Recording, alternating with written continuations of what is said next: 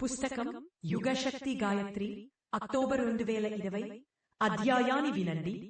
ఇప్పుడు మీరు దానికి సరి అయిన పద్ధతిలో వినియోగించటం కలిగించ జీవించటం నేర్చుకోండి. మీ పిల్లలను సంస్కారవంతులుగా చేయటానికి ప్రయత్నించండి. వారు మీకు తమకి సమాజానికి సమస్య అవుతారు, నష్టం తీసుకువస్తారు. మీరు వారిని సంస్కారవంతులుగా తయారు చేయండి. మీరు మా ఆలోచనలతో పరివర్తన తీసుకుని వస్తే మీకు గొప్ప సంతోషం లభిస్తుంది. ఇప్పటి వరకు ధనం, శక్తి, సామర్థ్యం, సంపద అన్ని అనవసరపు పనుల కొరకు వినియోగించారు. కాని గాయత్రీమాత నా జీవితంలోనికి ప్రవేశించి నేటికి 50 సమస్యలు గడిచినవి. అతను నాలో ఉన్న లోభాన్ని, మోహాన్ని తొలగించి వేశారు. ఆ రోజు భగవంతుడు మా గురువుగారి రూపంలో నా జీవితంలోనికి ప్రవేశించాడు. ఆ రోజు ఎంతో సౌభాగ్యవంతమైన రోజు. మేము మా సంపదను, డబ్బు సమస్తాన్ని భగవంతునికి అర్పించివేశాం. ఒకరోజు ఒక వ్యక్తి నా వద్దకు వచ్చి పిల్లలు పుట్టిన వెంటనే వారి మీద ఒక 1000 రూపాయలు జమ చేస్తే 34 సంఖ్యలో తరువాత 1,00,000 మునవరం మరరావుతాయి అని చెప్పాను. కాని నేను దీనిని నమ్మలేదు. కాని 5 ఏళ్లకు ఒకసారి డబ్బు రెట్టింపు అవుతుందని అతను చెప్పాను. ఇది ఎంతవరకు నిజమో నాకు తెలియదు. కాని భగవంతుని బాంక్లో జమ చేసిన నాకు మీ అందరికంటే ఎక్కువ లభించింది.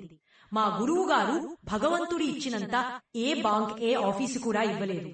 నేను మీకు చెప్పాలి అనుకుంటున్నది ఏమిటంటే, మీరందరూ లోభము, మోహము కంటే, మీ భార్య పిల్లల కంటే సమాజము కొరకు ఆలోచించడం నేర్చుకోండి. మీరు ఒంటరిగా తినటం మానేసి ఇతరులకు పెట్టడం నేర్చుకోండి. ఇది నా ప్రార్థన. మీరు అంటారు, మేం బాగా తినటే వస్తాదులం అవుతామని. కాని తిన్నంత మాత్రా ఎవరూ వస్తాదులు కాలేరు. మీరు ఒక్కరే తినేస్తే మీకు డయాబెటీస్ వంటి వ్యాధులు కూడా రావచ్చు. మీరు ఏ విటమిన్ తీసుకోండి, గ్రుడ్డు తీసుకోండి, మీరు వస్తాదులు కాలేరు.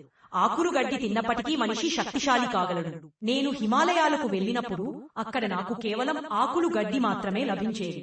అయితే నేను మీకంటే బలహీనున్నా అక్కడ కందమూలాలు కూడా ఉండవు. నేను ఆకులను ఉడికించుకుని తినేవాడిని. ఇప్పుడు నేను 17వ సంఘం ప్రాయంలో ఉన్నట్లు ఉన్నాను. నేనెంత పని చేస్తానో మీకు తెలుసా? నేటికి మాకు 70 సంఘం అయినా సభ 7-4 వలె ఉన్నాను. మీరు గాయత్రీ జయంతి పర్వదినం జరుపుకోవటానికి ఇక్కడకు వచ్చారు. మిమ్మలను మీరు సమర్పించుకుంటే పర్వదినం సార్థకం అయినట్లే. ఈ పవిత్ర దినం నాడు నేను మీకు ఈ హితోపదేశను పూర్ణకతే మందిరానికి ఇచ్చిరా. కడుపు మార్చుకుని మిగిలించిన దానిని భగవంతునికి లేక లోకహితం కొరకు వినియోగించటమే యజ్ఞమంటే మీరు ఎగతాళి చేస్తారు. మిత్రులరా, దీనినే యజ్ఞమంటారు, అగ్నిహోత్రం అంటారు. మీరు కూడా దీనిని అర్థం చేసుకుని మీ జీవితం ధన్యమవుతుంది. నా అంతిమ క్షణాల్లో నేను చెప్పే సలహా ఏమిటంటే, మీరు ఒక గొప్ప వ్యక్తి కావాలి. లోకం కోసం జీవించటం నేర్చుకోండి. ఈ గాయత్రీ జయంతి రోజు నేను మీకు చెప్పాలి అనుకుంటున్నదేమిటంటే, కరుణకు, దయకు ప్రతీకలవైన గురువుగారు గాయత్రీమాత యొక్క హితోపదేశం విని లోకమంగళం కొరకు మీ సంపదను, ధనాన్ని, సమయాన్ని వినియోగించండి. మీ జీవితం ధన్యమవుతుంది. మీరు మీ ఆస్తి పట్ల, కుటుంబ సభ్యుల పట్ల మోహం పెంచుకుండకుండా మీ జీవితం, మీ భవిష్యత్తు చాలా గొప్పగా ఉంటాయి. మీ బాధ్యత పట్ల విముఖత ప్రదర్శించుకోమని నేను చెప్పటం లేదు. నాకు నా కుటుంబం పట్ల ప్రేమున్నది. మేము ఈ సంస్థకు గాయత్రి పరివారని, ప్రజ్ఞా పరివారని పేర్లు పెట్టాం. అయితే నేను చెప్పేదేమిటంటే, వాని పట్ల మోహం పెంచుకోకండి. నేను యుగ నిర్మాణ పరివార్, గాయత్రి పరివారని ఇందులకే ఏర్పరిచాను. మీకు కుటుంబ సభ్యులను సంస్కారవంతులుగా చేయటానికి ప్రయత్నించండి. లోభము, మోహాన్ని తగ్గించుకొని సమాజం కొరకు, దేశం కొరకు, సంస్కృతి కొరకు పనిచేస్తే ఎంతో ఆనందం లభిస్తుంది. ఇది గాయత్రి దినం, ప్రజ్ఞావతారం యొక్క దినం. గాయత్రి మహామంత్రం వివేకము, సదాలోచన, సద్భావన, గొప్పతనం, ఉజ్వల భవిష్యత్తు, నూతన యుగానికి సంబంధించిన మంత్రం. ఇది విశ్వమంతా వ్యాపించిన మంత్రం. ఇది మత్స్యావతారం వలె వ్యాపించింది. బ్రహ్మ ఏ మత్స్యమునో అయితే కమండలంలో, నదిలో, సముద్రంలో పడవేసేనో అది పెద్దది అవుతూ ఉన్నది. రాబోయే రోజుల్లో గాయత్రి మాత ఇదే విధంగా అభివృద్ధి చెందుతుంది. దీనిని మీరు నమ్మకండి. ఇప్పుడు కూడా 20 లక్షల మంది నా మాట వింటున్నారు, నన్ను గురువుగా భావిస్తున్నారు. వారంతా నాలో కలిసిపోయారు, దీక్ష పొందారు. ఒక్క మాట చెప్తే వారు ప్రాణత్యాగానికి కూడా సిద్ధమే. 20 లక్షల వందలనుకున్నారు. 1 గంట పని చేస్తే అది 4 లక్షల మంది వ్యక్తుల శ్రమ. 6 గంటలు రోజుకు పనిచేస్తే 20 రూపాయలు సంపాదిస్తే మేము ఎంత సమర్థవంతమైన వ్యక్తులమో మీరు అంచనా వేయండి. ఒక రోజుకి, ఒక నెలకి, ఒక సంవత్సరానికి ఎంత అవుతుందో మీరు లెక్కించండి. 24 శక్తిపీఠాలను నిర్మించానికి మేము సంకల్పించాము, ప్రతిజ్ఞ చేశాం. కానీ నేటికి మేము ఎన్ని నిర్మించామో మీకు తెలియదు. ఇప్పుడు మేము గాయత్రీమాత గురించి చెప్పాలనుకుంటున్నాం. ఇది అభివృద్ధి చెందుతూ ఉన్నది.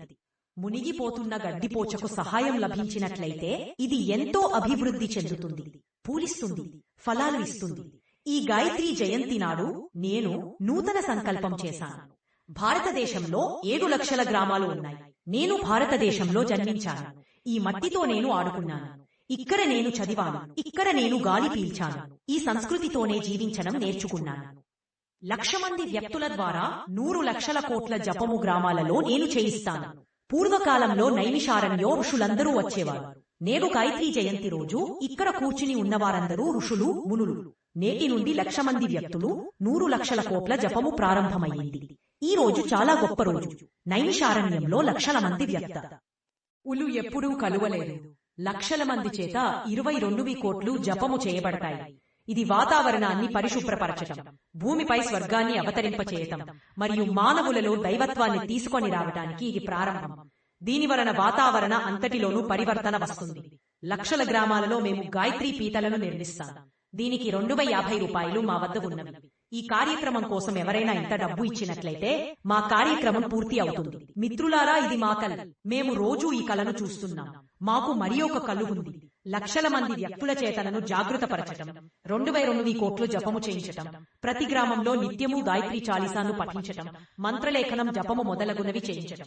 ఇవన్నీ చేయించే వ్యక్తి, వీని కొరకు రోజుకి 4 గంటలు ఉపయోగించే వ్యక్తి, ప్రతి గ్రామానికి ఒకరు నాకు కావాలి. అతడు ఈ పని చేయగలడు. నేడు ప్రతి ఇంటిలోనూ కనీసం 2 వ్యక్తులు ఖాళీగా ఉంటున్నారు. వారికి వ్యవసాయం కానీ మరి ఏ ఇతర పనులు కానీ లేవు. వారు 4 గంటలు మాకు ఇచ్చినట్లయితే వారికి 50 రూపాయలు ఇవ్వబడుతుంది. అంతేకాకుండా ఒక్కొక్క గ్రామంలో ఈ కార్యక్రమాన్ని చేసుకోవటానికి ఒక్కొక్క మేనేజర్ ఉండాలి. మా కార్యక్రమాలన్నీ పూర్తి అవుతాయి.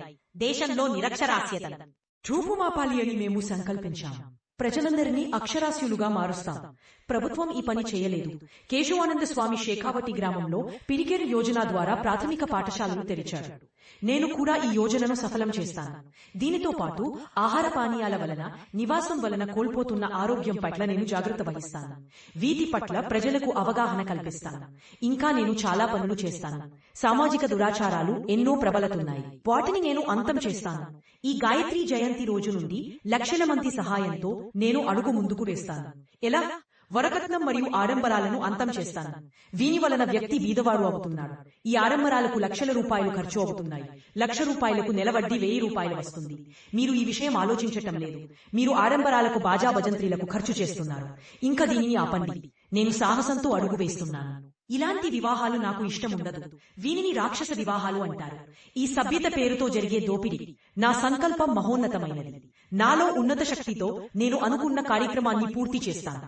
మిత్రులారా, నేను దీనికి వ్యతిరేకంగా విప్లవం ప్రారంభిస్తాను. బిహిస్తాను. ఎక్కడ నుండి ప్రారంభిస్తాను? మిత్రులారా, గ్రామాల నుండి ప్రారంభిస్తాను. పవిత్ర దినమైన గాయత్రీ జయంతి నాడు నేను గ్రామాలకు వెళ్తాను. భారతదేశం ఆత్మ గ్రామాలలో ఉన్నది. వాని అభివృద్ధి కొరకు, ప్రగతి కొరకు నేను అక్కడ నుండి ప్రారంభిస్తాను. సాంప్రదాయవాదులు లేని, ఆడంబరాలు లేని ప్రదేశాన్ని హోలీ ప్రదేశం అంటారు. ఇదే అసలైన భారతదేశం. నేను దానిని అభివృద్ధి చేయాలి అనుకుంటున్నాను. మీరు కూడా నావలే సమాజం కొరకు, దేశం కొరకు, పీడితుల బాధను నివారించుట కొరకు మీ ఆదాయాన్ని, సంపదను, ధనాన్ని ఇచ్చినట్లయితే ప్రపంచం సుందరం అవుతుంది. భూమిపై స్వర్గం అవతరిస్తుంది. మనుష్యులలో దైవత్వం ఉదయిస్తుంది. మీరు నాతో పాటు రావటానికి అడుగు ముందుకు వేయండి. మీకు లభించిన మానవ జన్మను ధన్యం చేసుకోవటానికి ప్రయత్నించండి. మిమ్ములను కూడా సామర్థ్యం కలిగిన వారిగా భగవంతుడు తయారు చేస్తాడు. మీకు కూడా సిద్ధులు లభిస్తాయి. నాకు లభించిన సిద్ధులతో నేను లక్షల మంది కన్నీటిని తుడుస్తున్నాను. మీరు కూడా గాయత్రీ మాతను అడగండి. మీరు మీ గురించి మాత్రమే కేవలం అడుగుతారు. మీరు సమాజం కొరకు, రాష్ట్రం కొరకు అడిగినట్లయితే మీరు కూడా ఫలితం పొందుతారు. మాకు వర్తమానం, భవిష్యత్ కాలం రెండూ బాగా కనిపిస్తున్నాయి. నేను గాయత్రీ మాతను దయ, కరుణ, క్షమ, మమత ఇవ్వమని అడుగుతున్నాను. మిత్రులారా, మీరు కూడా వీనిని అడగండి. ఇదే గాయత్రీ మాత యొక్క ప్రేరణ. మీరు వీన్ని అర్థం చేసుకుని వీని కొరకు ప్రయత్నించినట్లయితే మీ జీవితం ధన్యమవుతుంది. ఓం శాంతి, ఓం శాంతి, ఓం శాంతి. సేకరణ అమృత కలశం నుండి.